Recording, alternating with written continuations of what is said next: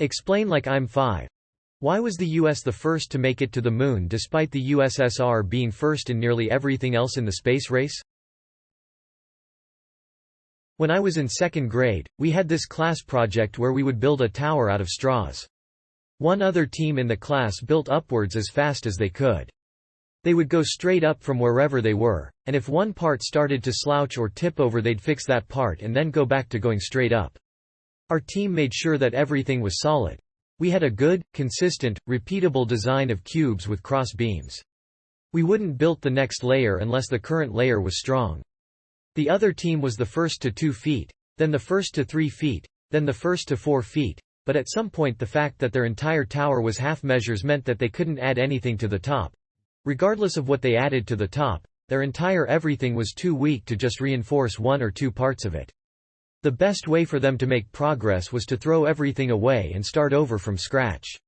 So our team was the first to 5 feet. Von Braun's personal mission was to colonize Mars.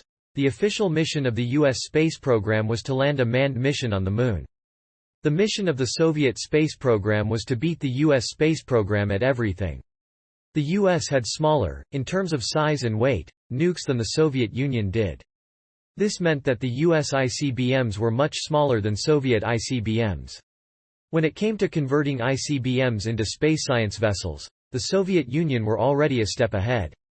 The R-7 was an enormous ICBM. So Sputnik, Yuri Gagarin, etc. were all launched on R-7s. The U.S. knew they'd need a large crew and some sort of orbital rendezvous to make a moon landing work. So they built the larger Gemini mission that could support 2 people. The Soviet Union wanted to beat the U.S. to a multiple crewed mission, so they took their single-person R-7, removed a bunch of stuff, including some essential life support systems, and put another person in it. The USSR did beat the U.S. to that milestone. The U.S. mission was a stepping stone but not a milestone. The Soviet mission was a milestone but not a stepping stone. The U.S. had to learn how to rendezvous 2 spacecraft in order to make the Moon mission work. So they set out to start doing that. The Soviet Union wanted to beat them, so they launched one R-7 to orbit, waited for the orbit to line up with the ground station, and launched another R-7 into an identical orbit. They were able to get within 3 miles of each other, at which points their orbits diverged. Bada bing, bada boom, rendezvous. U.S. beaten. But the U.S. needed to actually connect them together. Remember the larger Gemini capsules? It also had substantially more fuel for maneuvering. So Gemini 6 and 7 were able to maneuver to within a few feet of each other and stay there for 20 minutes. Gemini 8 had the docking adapter and was able to actually connect to another spacecraft. The U.S. knew they'd need an absolute monster of a rocket to land on the Moon, so they started designing the F-1 engine in 1957 and the Saturn V in 1962. The engine and the rocket were absolute fucking monsters, totally in excess of the needs of the time. The U.S. hadn't even launched a thing into orbit in 1957 when the F-1 first hit the drawing board. The Soviets didn't see the need for a rocket that big. There was no milestone for big rocket to beat the Americans to, and the R-7 was fine, so they didn't build one. By 1965, it was clear that the next milestone after rendezvous was the Moon, so focus turned to that. The U.S. was already almost done building the Saturn V and the Soviet Union looked to scale the R-7 up again, but it wouldn't work.